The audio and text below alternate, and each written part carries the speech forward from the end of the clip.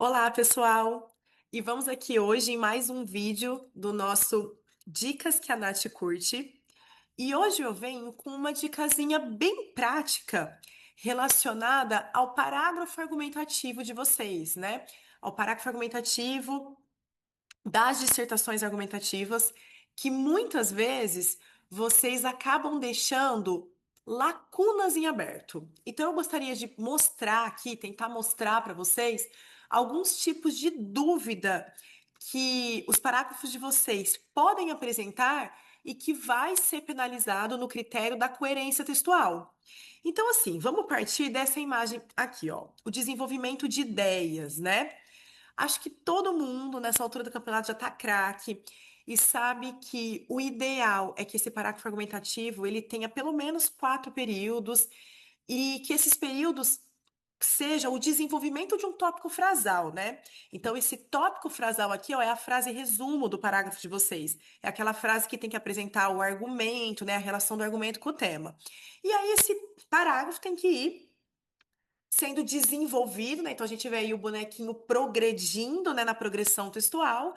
Então tudo que você escreveu nesse tópico frasal precisa ser explicado, precisa ser comprovado, embasado, relacionado a algum repertório e precisa ter um encerramento. Essa passagem, né, dessas 4 partes aqui do parágrafo, eu sei que vocês fazem muito bem.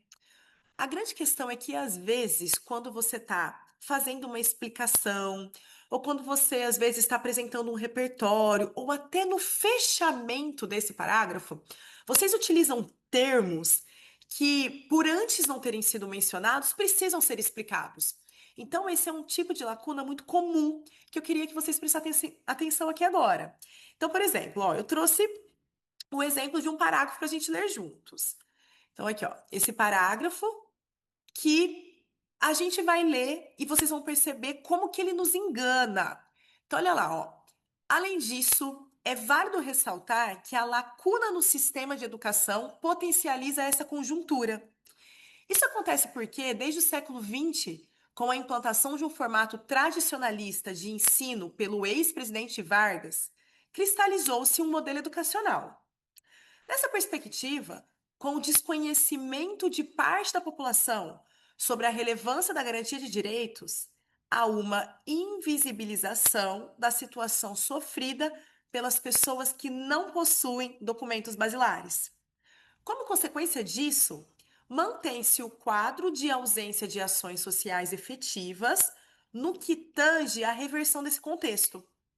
Dessa forma, é imprescindível combater a falha no processo educacional.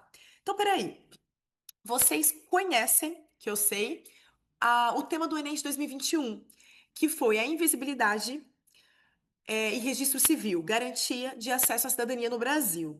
Então, o problema é esse, né? O problema é que existem, né? A coletânea falava pra gente, existem no Brasil 4 milhões de pessoas que não têm registro, né? Não têm certidão de nascimento, e esse problema é invisibilizado pelo governo.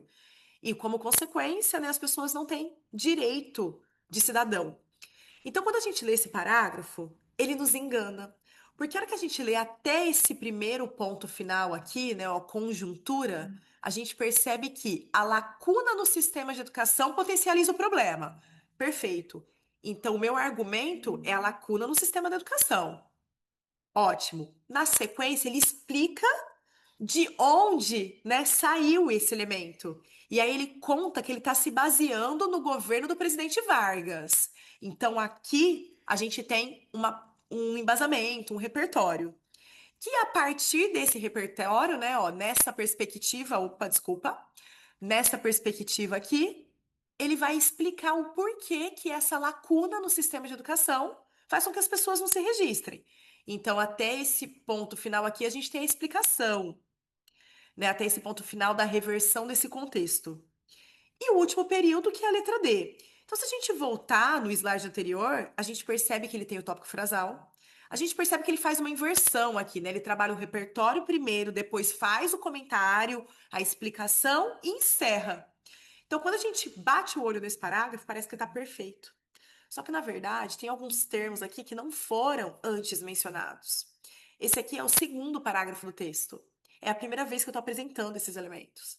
Então ele precisa ser explicado. Então, por exemplo, quando ele vai falar sobre o presidente Vargas aqui, ele fala que cristalizou-se um modelo educacional. Mas espera aí, que modelo educacional era esse? Como que era esse modelo educacional? Eu preciso explicar isso. Da mesma forma que ele usa o termo aqui, ó, documentos basilares. Um termo diferente. A gente estava falando de registro civil. Que documento basilar é esse? O que é isso?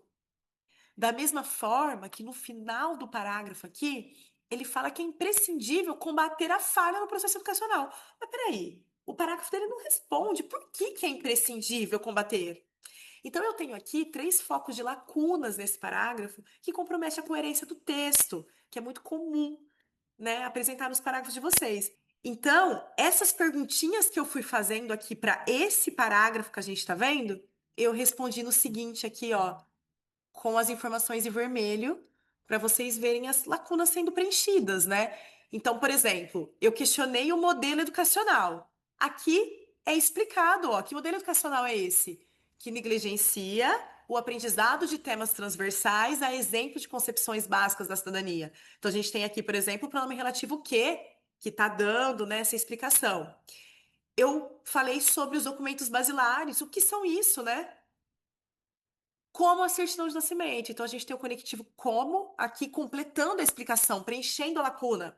Eu tinha feito a pergunta sobre é imprescindível combater a falha no processo educacional. Por que é imprescindível, né? O meu parágrafo anterior não disse, né? O restante do parágrafo não diz, então eu preciso dizer. É imprescindível combater essa falha, visto que ela marginaliza uma classe da sociedade. Então, a gente tem aqui o conectivo, né? O visto que complementando essa explicação. Então, a grande dica que a Nath curte hoje são essas palavrinhas aqui, ó.